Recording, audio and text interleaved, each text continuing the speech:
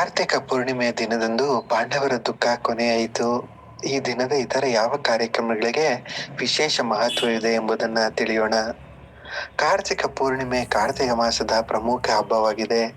ಈ ವರ್ಷ ಕಾರ್ತಿಕ ಪೂರ್ಣಿಮೆಯನ್ನು ಈ ನವೆಂಬರ್ 15 ಇಂದು ಆಚರಿಸಲಾಗುತ್ತಿದೆ. ಈ ದಿನ ವಿಷ್ಣು ಮತ್ತು ತಾಯಿ ಲಕ್ಷ್ಮಿಯನ್ನ ಪೂಜಿಸಲಾಗುತ್ತೆ. ಶಾಸ್ತ್ರಗಳಲ್ಲಿ ಕಾರ್ತಿಕ ಪೂರ್ಣಿಮೆಗೆ ವಿಶೇಷ ಮಹತ್ವ ಇದೆ. ಈ ದಿನದಂದು ಜಪ, ದಾನ, ಪವಿತ್ರ ನದಿಗಳಲ್ಲಿ ಸ್ನಾನ ಮಾಡಲಾಗುತ್ತೆ. ಈ ದಿನದಂದು ಪುಣ್ಯ ಕಾರ್ಯಗಳು ವೃದ್ಧಿಯಾಗುತ್ತವೆ ಮತ್ತು ಪಾಪಗಳು ನಾಶವಾಗುತ್ತದೆ ಎಂಬ ನಂಬಿಕೆ ಕಾರ್ತಿಕ ಪೂರ್ಣಿಮೆಗೆ ಹೆಚ್ಚಿನ ಪ್ರಾಮುಖ್ಯತೆಯನ್ನು ಕೊಡುತ್ತೆ. ಆದ್ದರಿಂದ ಈ 5 ವಿಶೇಷ ಘಟನೆಗಳ ಬಗ್ಗೆ ತಿಳಿಯೋಣ. ವಿಷ್ಣು ಪುರಾಣದ ಪ್ರಕಾರ ಭಗವಾನ್ ವಿಷ್ಣುವು ತನ್ನ 10 ಅವತಾರಗಳಲ್ಲಿ ಮೊದಲನೆಯದಾದ ಮತ್ಸ್ಯ ಅವತಾರವನ್ನು ತೆಗೆದುಕೊಂಡನು. ಮತ್ಸ್ಯ ಅವತಾರದಲ್ಲಿ ಅವರು ಪ್ರಳಯ ಕಾಲದಲ್ಲಿ ವೇದಗಳನ್ನು ರಕ್ಷಿಸಿದ್ರು. ದೇವರ ಈ ಅವತಾರವು ಕಾರ್ತಿಕ ಪೂರ್ಣಿಮೆಯ ದಿನದಂದು ಸಂಭವಿಸುವುದರಿಂದ ವೈಷ್ಣವ ಧರ್ಮದಲ್ಲಿ ಈ ಪೂರ್ಣಿಮೆಗೆ ವಿಶೇಷ ಮಹತ್ವ ಇದೆ. ಈ ದಿನ ಶಿವನು ತ್ರಿಪುರಾರಿಯಾದನು.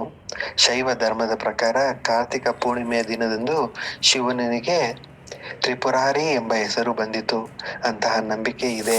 ಈ ದಿನ ಮಹಾದೇವ ವಿಶೇಷ ರಥದ ಮೇಲೆ ಕುಳಿತು ಅಜೇಯ ರಾಕ್ಷಸ ತ್ರಿಪುರಾಸುರನನ್ನ ಕೊಂದ. ಈ ರಾಕ್ಷಸನ ವಧೆಯೊಂದಿಗೆ 3 ಲೋಕಗಳಲ್ಲಿ ಧರ್ಮವು ಮರುಸ್ಥಾಪನೆಯಾಯಿತಂತೆ. ಕಾರ್ತಿಕ ಪೂರ್ಣಿಮೆಯೆಂದು ತ್ರಿಪುರಾರಿ ಪೂರ್ಣಿಮೆ ಎಂದು ಸಹ ಕರೆಯಲ್ಪಡುತ್ತೆ. ಪಾಂಡವರ ದುಃಖ ಕೊನೆಗೊಂಡಿತು. ಮಹಾಭಾರತ ಯುದ್ಧದಲ್ಲಿ ಪಾಂಡವರ ಸಂಬಂಧಿಕರು ಅಕಾಲಿಕ ಮರಣ ಹೊಂದಿದ್ರು. ಅವರ ಆತ್ಮಕ್ಕೆ ಹೇಗೆ ಶಾಂತಿ ಸಿಗಬೇಕು? ಇದರಿಂದ ಪಾಂಡವರಿಗೆ ದುಃಖ ಉಮ್ಮಳಿಸಿ ಬಂತು. ಪಾಂಡವರ ದುಃಖವನ್ನು ನೋಡಿದ ಭಗವಂತ ಶ್ರೀಕೃಷ್ಣ ಪೂರ್ವಜರ ಶಾಂತಿಗಾಗಿ ಪರಿಹಾರವನ್ನು ಸೂಚಿಸಿದ.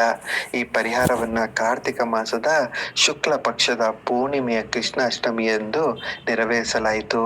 ಆತ್ಮ ಶಾಂತಿಗಾಗಿ ಗಢಮುಕ್ತೇಶ್ವರದಲ್ಲಿ ಪಿಂಡದಾನ ಹಾಗೂ ದೀಪದಾನ ಮಾಡಿದ್ರು. ನಂಬಿಕೆಗಳ ಪ್ರಕಾರ ತುಳಸಿ ದೇವಿಯು ದೇವ ಊಟಣಿ ಏಕಾದಶಿ ಎಂದು ಭಗವಾನ್ ವಿಷ್ಣುವಿನ ಸಾಲಿಗ್ರಾಮವನ್ನ ವಿವಾಹವಾದರು. ಪೂರ್ಣಿಮಾ ದಿನದಂದು ತುಳಸಿ ವೈಕುಂಠ ಧಾಮಕ್ಕೆ ಹೋದರು.